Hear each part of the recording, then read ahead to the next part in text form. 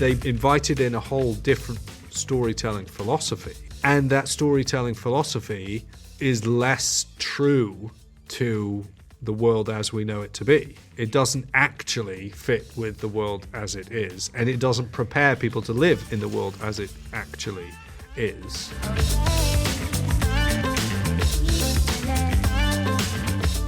Hello and welcome to Popcorn Parenting, a podcast about movies, mythology and the Messiah.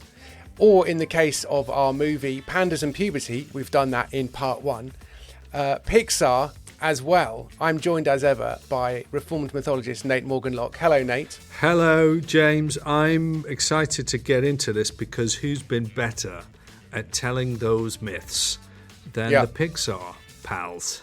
So that's kind of our focus really in this episode, is what's going on with Pixar. The last episode, we talk about Turning Red quite a lot. But what is going on with Pixar, Nate? That is really the one question that I think we're going to ask in this possibly shorter, but probably not episode. Well, the best thing to read, because it absolutely nails it hits the nail on the head, is this Wired article. Turning Red doesn't follow Pixar's rules. Good. And that is written by, just let me find the name, Amit Katwala, is a senior writer at Wired with a focus on long-form features, science and culture. So he writes this article, which you sent on to me last night after we both watched Turning Red. He nails it. He gets it absolutely right. The studio's early works were lauded for their universal storytelling. Its new approach champions personal stories, and audiences are the richer for it. Now, I would question the final clause of that subtitle. Are they richer for these more personal stories? And is the significant difference between Pixar that they've moved from universal, archetypal, meta-narrative stories to these individual biographical tales? My contention is that that's not what's happened, but that what's happened is that the basic concept of what makes a hero has changed. Okay. And so Pixar could tell universal stories with this new kind of never sacrifice anything because you're absolutely fine the way you are hero approach, and they would still not land. Right. There is a vacuity to so much of what Pixar's doing right now. And, I maybe didn't start with Toy Story 4, but Toy Story 4 was the first time I was able to articulate what the issue was as I've seen it. It's a big step for you to even admit that movie exists on this podcast, Nate. So that's how things have turned out now, folks. Yeah. That Nate's now talking about Toy Story 4. We've really made a breakthrough here. Thank you, listener.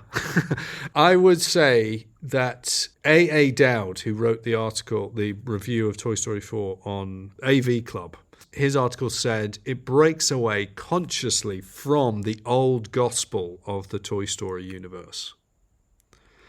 And that was that a toy is valuable and has its significance in relationship with the owner of that toy. Mm-hmm. And that was an inviolable principle of the Toy Story trilogy, that no toy should be lost and all toys could be brought into the safe playroom of Andy where they would find their true identity. And that was the message of the films, and it was brilliant, and it was affecting, and it stood the test of time. Toy Story 4 will not stand the test of time because it says the central premise of the Toy Story trilogy is wrong. There is nothing wrong with being a lost toy. All toys exist as atomized individual selves who absolutely should determine what they want and how they're going to get it, and nothing should impinge upon them. And that was the problem with Toy Story 4, was that it broke away consciously from the principles which had grown Pixar in the first place, which was this kind of, you are in relationship not only on a horizontal level, but also there is this thing, there is this concept. Of course, they didn't have the ability to articulate it as, the Father, Son, and Spirit of Christian theism, right? They didn't have the gospel in that sense, but there was enough of a vertical dimension to their conception of their characters that their characters could then enact a properly Christian heroic narrative. What's happened now is that we've lost that. The character is valuable as they relate to themselves. Their own self-esteem and self-worth and self-expression is the vital thing. And therefore, they will go through experiences and the world will shape around them. And they will have learned only that they are the master of their own fate, the captain of their own soul. That to me is the issue, rather than what this guy is trying to say it is on Wired, of saying, it's personal stories. Yeah, and we said in the last podcast, personal stories can be good, and the authenticity of them, and a notable one would be Onward. Which is really good. Yeah. The more I think about that, I've seen that movie twice. My kids absolutely love it. It's full of heart. And I guess in a way it successfully gets away from just being set in America.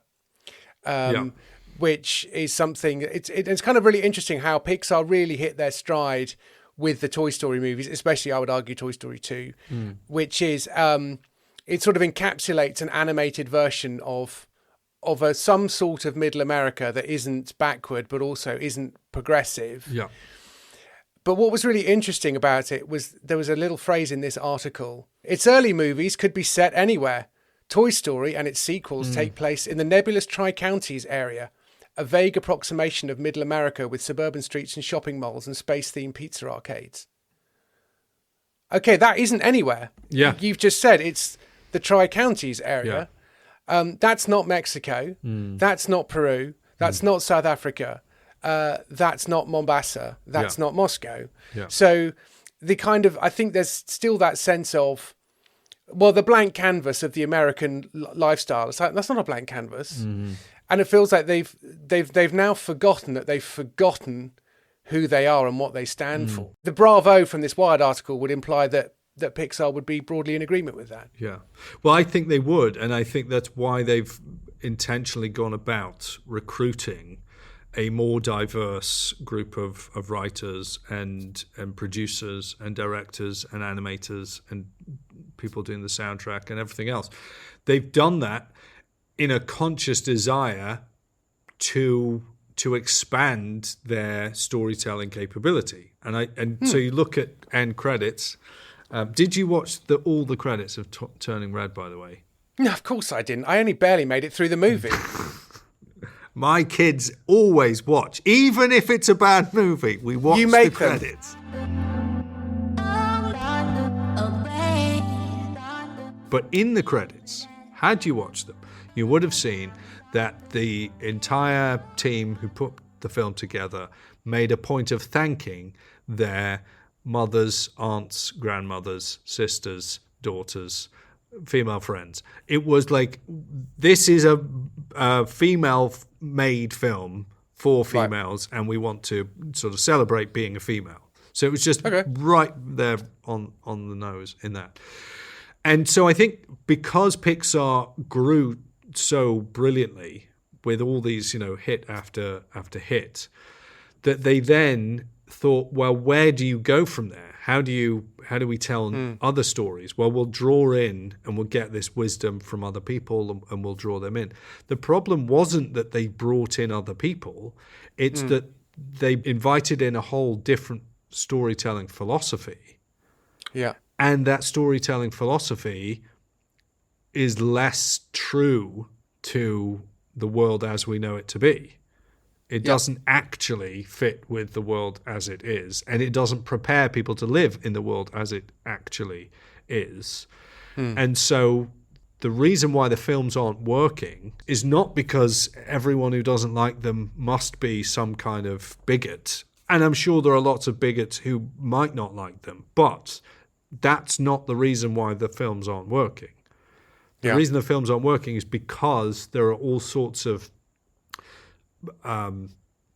disconnects between the mythology that's being presented and its outworking within the present day. And so it's like Encanto, I mean, that's not Pixar, but where the miracle of the candle doesn't connect. They don't draw that connection between the sacrifice of Pedro and the candle. It's only ever implicit, so they don't unpack it in the right way. Similarly, in Turning Red, the origin of this giant red panda phenomenon is to protect the people against the oncoming hordes, right? Mm-hmm. Once you've moved away from that and, every single girl in our family just turns into a red panda when she has her period, it's like, well, what's that? That's nothing. That's not the thing that is the lore, Lore, of your film. Your own film doesn't make sense with the mythology that you're using as the backstory, as the basis. And so your characters are then basically, they're chopping the branch that they're sitting on. Yeah. It's unsustainable. Like, that doesn't actually make sense because it's sort of iconoclastic. You've got to, destroy the work of your forefathers, right? You have to critique to the point of demolition. Well, it's going to be very interesting. The next movie, Cab Off the Rank, on June the 17th, is Lightyear. Yeah. Which is the origin story of Buzz Lightyear. So one wonders, and I bet you Buzz Lightyear is going to turn out to have a really abusive dad or something. Okay. And that's why he's such a blowhard, try-hard at the beginning of the first Toy Story movie, or something like that. The tricky thing they've got, and in one sense it's a slightly fill-in-the-gaps kind of story, is that, of course, Buzz talks about his own backstory in Toy Story 1, 2, 3, and maybe it comes up in 4 as well. But unless you're going to completely undo all of that backstory that he had and say, no, the character of Buzz Lightyear is now like, he's like Batman, so we can just retell it in our own way. And you think, okay, but that wasn't why we engaged with the character. That wasn't why the story was working so well. His own pomposity was great. And then we saw him grow out of that and learn to be in relationship to the rest of the toys and relationship with Andy. And I mean, in one sense, you're like, how do you have a backstory for an action figure within the world of Yeah, I don't even know how you do that. Yeah, no. Fair enough. But I'm past now predicting what's going to happen in the movie, because a couple of times I've just sort of gone, that hasn't helped me to see what's actually there. But I am losing patience with Pixar to the point where maybe we just need to focus on much more, on film and animation studios, people who are making family movies from other sources. Yeah. Watch this space. And I wonder if, to what extent Pixar they're part of and the driver of the Netflixization of Western culture to the point where it's no longer Western culture. So everything has to work in every sort of territory. So everything either has to be, you need a character from every ethnicity or people group so that you can open in China and South America and nobody's going to mind. Or whether you just go very specific, but make it some kind, because there's that illusion that, for example, Apple, their products are for the whole world because there's great diversity. And so their advertising always has multi-ethnic, people dancing around listening to iPods back in the day or, using phones or whatever it is. Yeah. And yet there's an ideology that goes with it, which is I think this is a world that looks diverse, the Apple world, but actually is ideologically pretty rigid and pretty not in favour of some of the things that we would say are kind of non-negotiable.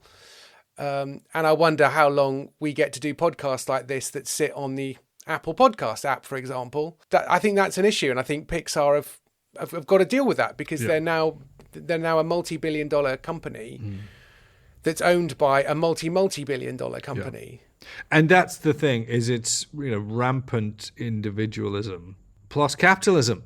It's like, right, okay, let's how do we make the most money? Well, we tell everyone that the thing we're selling them is specially for them. Right. And they will use it in whatever way they choose. They're still paying us, right? We still get all of the profits from it.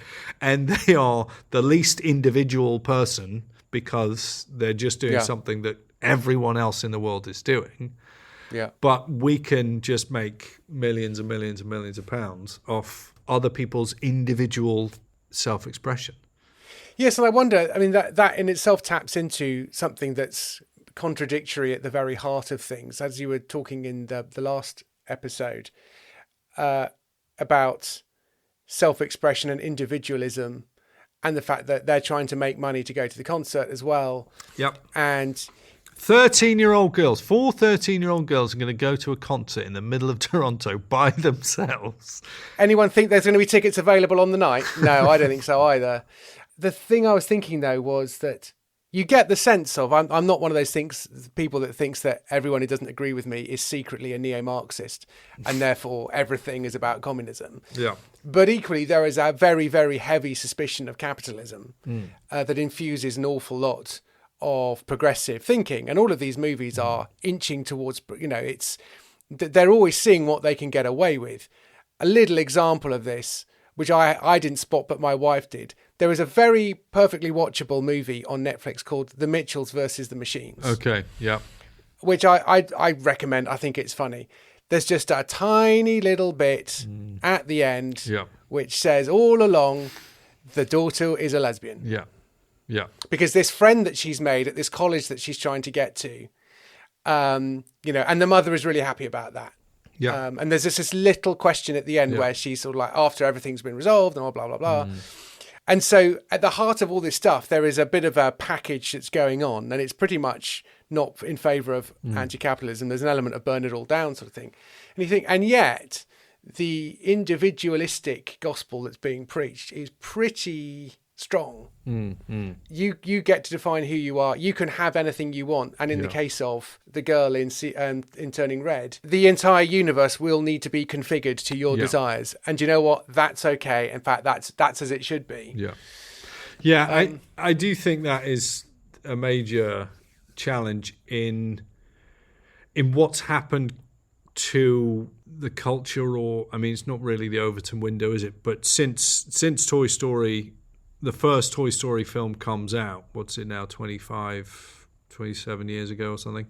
But since it first has come out, the expectations of people in terms of what they should find in a story, what stories should be there to do, the very purpose of cinema, the very point of entertainment and storytelling has shifted. We live in a different world than we did in lots of ways. We live in a different world than the one in which Toy Story was first thought up. One of my favourite paragraphs, a couple of sentences from back in that Turning Red Doesn't Follow Pixar's Rules good article that we'll reference. The author says, after a string of hits, Pixar has the freedom to transition away from making movies by dads for dads, as one Twitter commentator put it, and let a more diverse set of characters and creators take the wheel. So it's like this by dads for dads, and I mean, if anything says the patriarchy, it's by dads for dads, right? But the assumption is, oh, they make films by dads for dads. It's like, well, what's wrong with that? Obviously dads. Like, Right, yeah, they're yeah. the worst. They're the Yeah. most horrific thing that there's ever been, is dads. And you think, well, that's just simply not true. It just isn't. Yeah. And everyone knows that that's not true, because whilst people might have issues with their own dads or be aware of other awful examples of fatherhood, in lots and lots and lots and lots and lots of ways, that's been the most wonderful thing in someone's life, right? That's their thing that they call their dad because they're in trouble, right? Or they speak to their dad, or their dad's looked after them or worked for them or cared for them, or told them stories, right? Yeah. And so the concept that there is something about a father telling stories to his children that the culture back in 1995 when Toy Story comes out, and now that we've shifted away from that's a good thing. Now, I get it. You might want to say, well, we don't only want dads to tell stories to their children. It's like, okay, we'll have other studios then. Like, we don't only have to have one. Like, we don't need to, like, you can have those other ones. The other issue, which I think comes out in this, which really was a brilliant sentence in this article for saying, getting to the heart of what the question is. It's the end of one of the final paragraphs. He says, ultimately, the whole point of cinema. You're like, what? Okay, what's the whole point of cinema? Yeah. Okay. Is to transport you into the head of someone you've never met and teach you something about yourself in the process. And I thought, okay, would I take issue with any of that statement? Maybe not. Like, maybe there is this thing of a protagonist and we, they are the proxy for us whilst we're watching the film. We associate with them. We feel what they feel. We want what they want. We're frustrated and happy with them depending on how they feel. If that is the case... It's not the case, but if it is... And their experience is to teach us something about ourselves, right? What is it supposed to teach us about ourselves?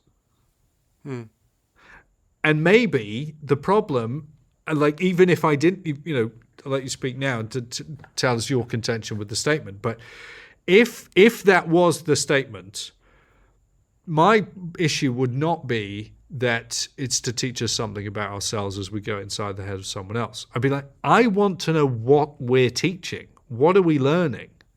Because if all we're learning about ourselves is, I am Moana, right?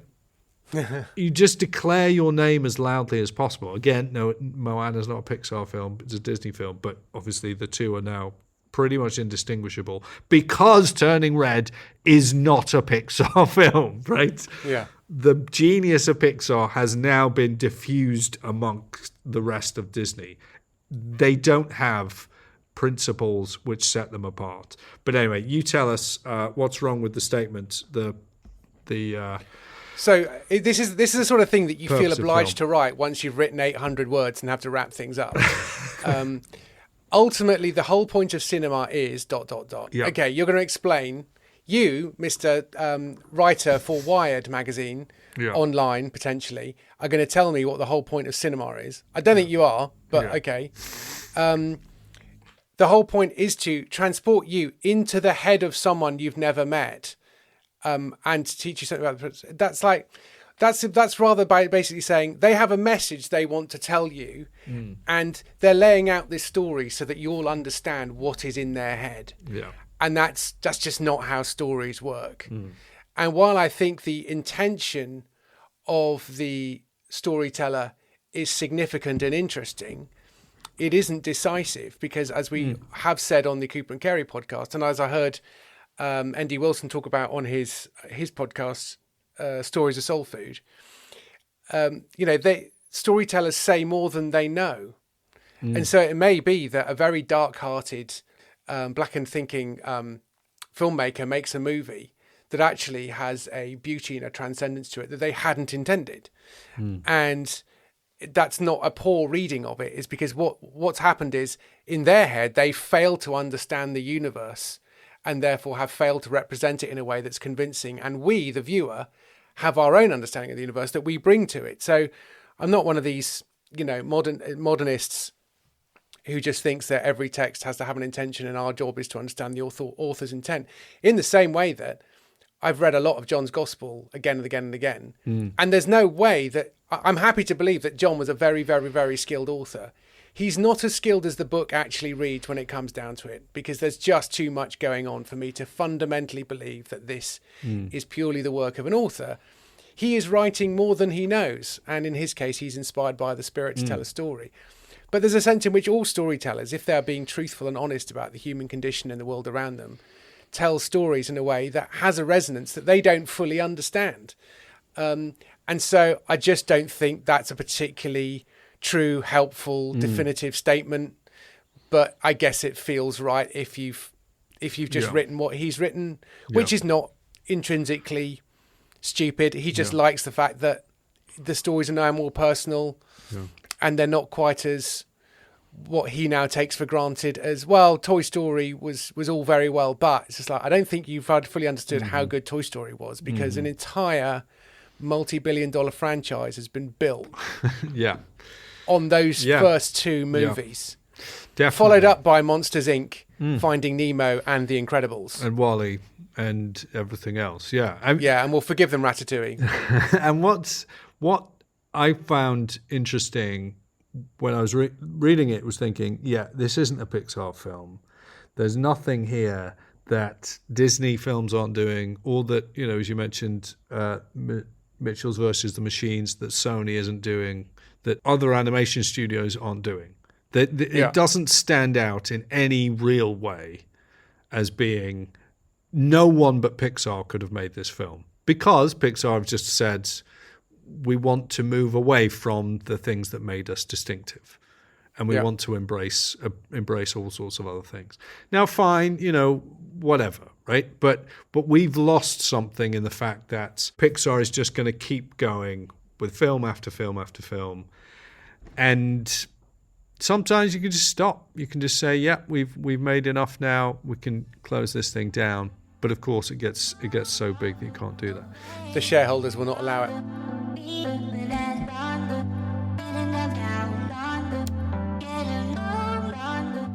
Here's one thing that's maybe different then, because when we started this podcast, we spoke very reverentially of what amazing tapping into the universe Pixar were able to do, especially in those early years. And let's just remind ourselves, Toy Story, A Bug's Life, Toy Story 2, Monsters, Inc., Finding Nemo, The Incredibles, Cars is okay, not the best. Ratatouille is tolerable, but it's really not great.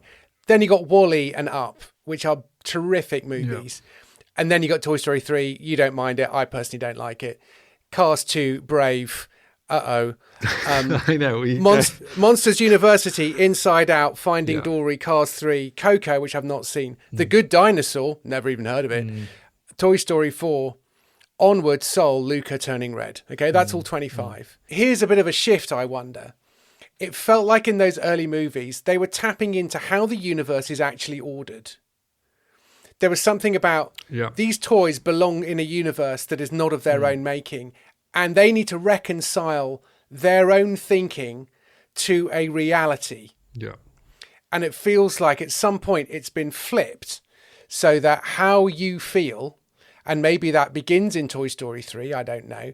Maybe it really begins with Inside Out, which is the 15th movie they make. Maybe even Brave, which is number 13.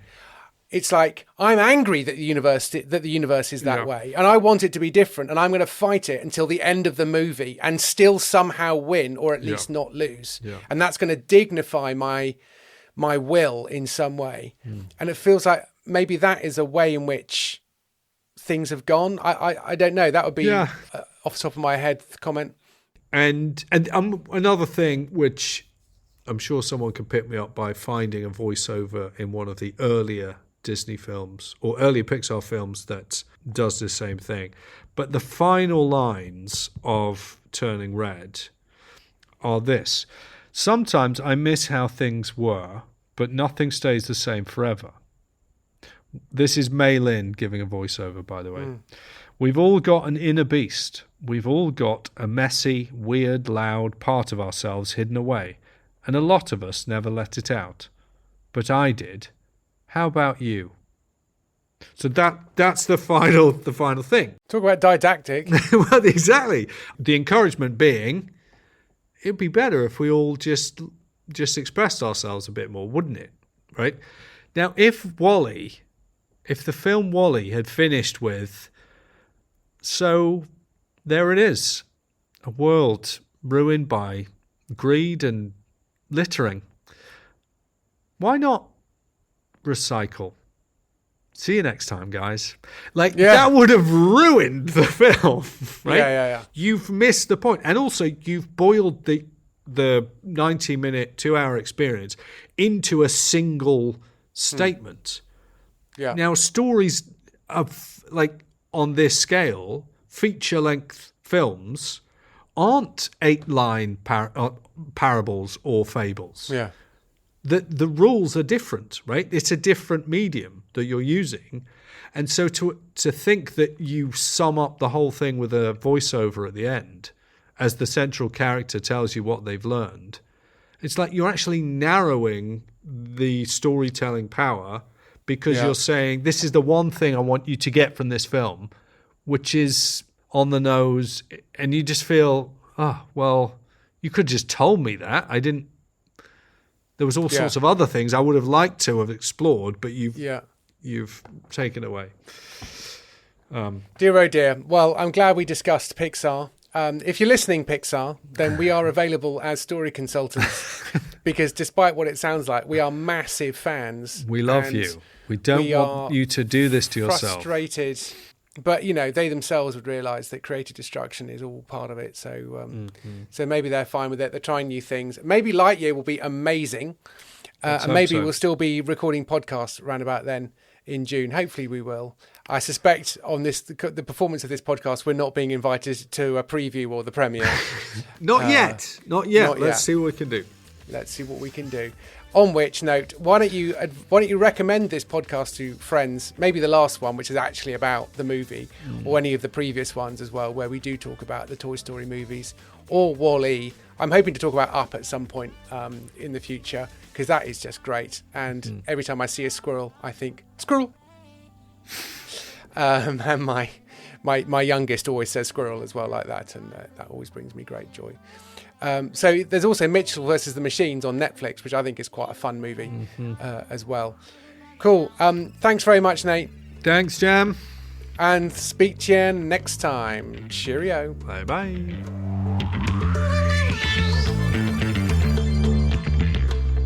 This was a story to teach you not to cry wolf, right?